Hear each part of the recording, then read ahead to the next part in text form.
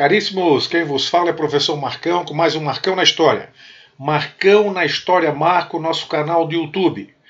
História do Brasil Colônia, continuamos nossa saga, preparando vocês para ESA, PSEC, vestibulares e Enem. A propósito, já estamos preparando novo simulado, Simulado 02. Aula 5, parte 3. Nós vamos ver agora o fim da União Ibérica. Nós vimos que aconteceu a União Ibérica, Portugal passou a fazer parte do reino espanhol, Filipe II, rei da Espanha, através de questões hereditárias, sucessão monárquica, torna-se rei de Portugal. O que aconteceu? Um problema enorme para a colônia, porque o comércio do açúcar feito pelos holandeses que patrocinavam todo o processo foi prejudicado porque a Espanha estava em guerra com a Holanda, porque a Holanda pertencia à Espanha e lutava por sua independência. E com isso, o Filipe II resolveu então atrapalhar a vida dos holandeses e acabou acertando a colônia, o Brasil, que com a desativação do período da produção do açúcar, acabaram tendo problemas seríssimos, chegando até a ter fome. Os holandeses então invadem, fazem uma estrutura no Nordeste, financiam empréstimos. Maurício de Nassau um papel importante, como já postei no vídeo anterior, e a situação estava, de certa forma, controlada, até que acabou a União Ibérica, 1640. Assumiu o rei Dom João IV, rei de Portugal, português. Novo rei português. Então a intenção dele era recuperar o Nordeste do Brasil. Só que ele não tinha forças militares. Vocês perceberam que é uma tradição dos portugueses não ter nada. Eles querem tirar, mas não querem colocar. Então ele não tinha condições financeiras. Aqui está então Dom João IV, o restaurador, que restaurou a independência de Portugal, se livrando do rei da Espanha e terminando com a União Ibérica.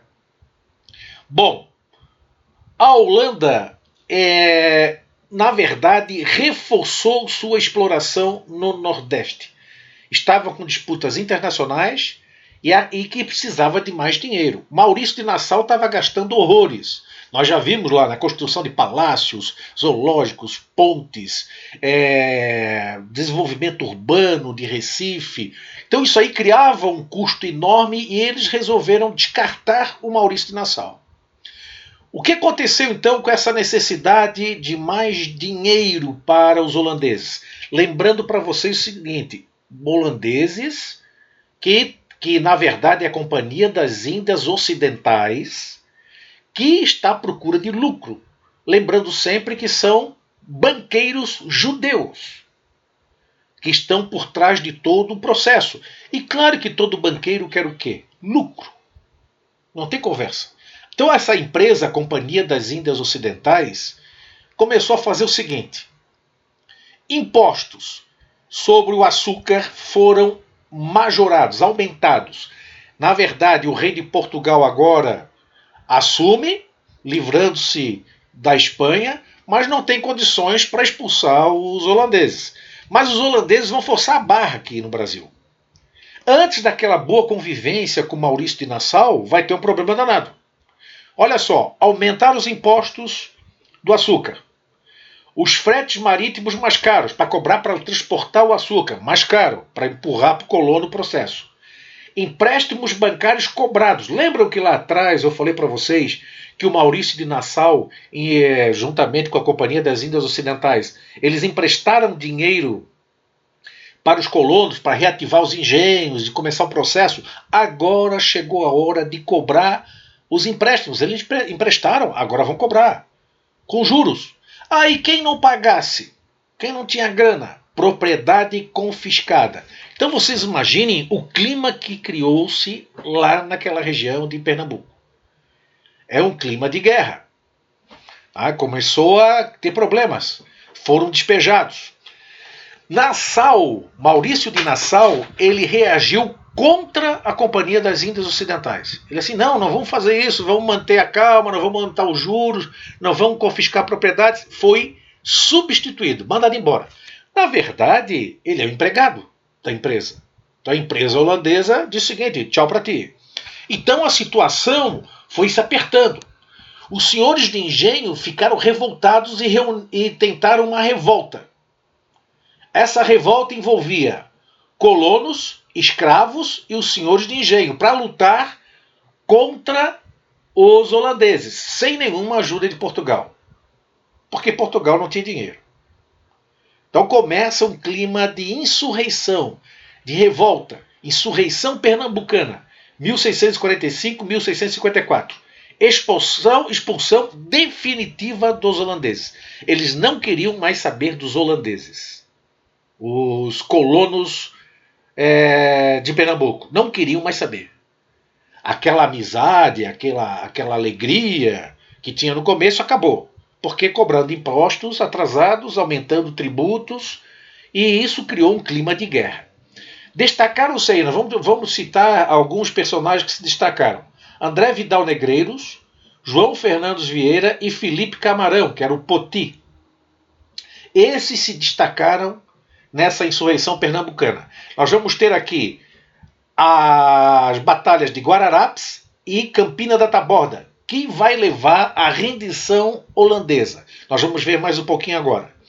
Olha só, aqui tem um quadro do Vitor Meirelles, Batalha de Guararapes. Belíssimo, um painel belíssimo. Esse quadro está, na verdade, no Museu Nacional de Belas Artes do Rio de Janeiro. Vitor Meirelles, que é um pintor do Desterro, que hoje é Florianópolis, Santa Catarina, onde relata a vitória das tropas brasileiras. O que é importante definir com a Batalha dos Guararapes? Dois elementos novos na Batalha dos Guararapes. O aspecto militar, o aparecimento de táticas militares. O que aconteceu aqui foi o seguinte: pela primeira vez, portugueses, colonos, africanos e indígenas tinham um inimigo externo. Então passa a ter, a Batalha de Guararapes deu uma identidade nacional. Claro que não é ainda aquela questão de ufanismo, nação brasileira ou coisa parecida, mas começou a marcar a necessidade de ter uma certa união para defender o litoral do Brasil. E aqui é considerado o início do exército brasileiro, Batalha de Guararapes. Marquem bem isso. Ação conjunta europeus, africanos, indígenas deu início ao que via a ser o exército brasileiro. Tanto é que o exército brasileiro adotou o dia 19 de abril como seu aniversário. A primeira batalha no dia 19 de abril. Mais tarde, então, os holandeses foram expulsos, assinado um tratado de paz. Olha só o tratado de paz, 1661. Nós estamos falando nessa Batalha do Guararapes, 1648, 1649. Então, bem distante.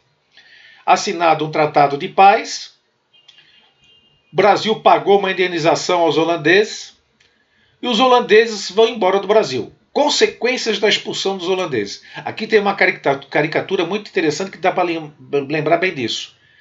Aqui estão os vencedores, os colonos, os portugueses, vencedores da Batalha de Guararapes, conseguiram a expulsão dos holandeses, ele gritando, vão plantar batatas. Os holandeses indo embora, dizendo, não vamos plantar batata, não, vamos plantar açúcar nas Antilhas. E vocês vão se arrepender de nos terem expulsado. Vamos plantar açúcar nas Antilhas. O que quer dizer o seguinte, é que o açúcar das Antilhas será concorrente do açúcar do Brasil. E eles vão preferir comprar o açúcar das Antilhas. Por quê? Os holandeses tinham dinheiro, financiavam, transportavam, plantavam, transportavam e refinavam. E distribuíam na Europa. Então nas Antilhas aqui nós vamos ter as ilhas do Caribe ilhas de Curaçao, Bonaire, Sabá e Saint-Martin. Então essas ilhas aqui serão locais onde os holandeses irão plantar e extrair a cana-de-açúcar para produzir o açúcar refinado e levado para a Europa.